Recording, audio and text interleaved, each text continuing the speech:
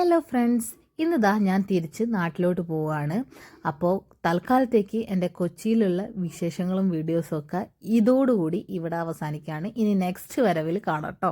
അപ്പോൾ രാവിലെ പുലർച്ചത്തെ ട്രെയിനായിരുന്നു പോകുന്നത്. ലിജീഷേട്ടനാണ് എന്നെ റെയിൽവേ സ്റ്റേഷനിലാക്കി തന്നത് കേട്ടോ. ഉണ്ണിക്ക് ക്ലാസ് ഉള്ളതുകൊണ്ട് ചേച്ചി ഉണ്ണിയൊന്നും വന്നിട്ടില്ല. അപ്പോൾ ഞങ്ങൾ 3 പേരൂടെയാണെന്നു പോയത്. ഞങ്ങൾക്ക് ഓൾറെഡി ടിക്കറ്റ് നേരത്തെ ബുക്ക് ചെയ്തതല്ലായിരുന്നു. ഞങ്ങൾ ജനറൽ ടിക്കറ്റ് എടുത്തിട്ടാണ് കയറിയത്. അവിടെ നിന്ന് സ്റ്റാർട്ട് ചെയ്യുന്ന ട്രെയിൻ ആയതുകൊണ്ട് സീറ്റ് കിട്ടി കേട്ടോ ജനറലിൽ.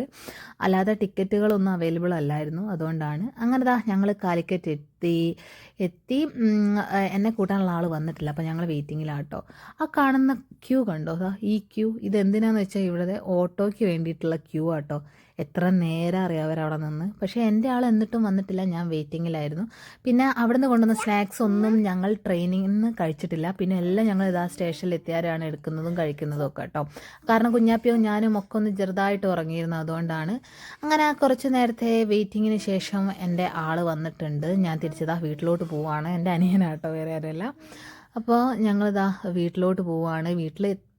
വീട്ടിലെത്താൻ നേരത്തെ എൻ്റെ അച്ഛൻ്റെ അവിടെ കൊലായിൽ ഞങ്ങളെയും കാത്ത് നിൽക്കുക കേട്ടോ. അങ്ങനെ ഞങ്ങൾ വീട്ടിലെത്തി. ഇനി നമുക്ക് ഇവിടുത്തെ കുറേ വിശേഷങ്ങളായി കാണാം. അതുവരേക്കും ബൈ.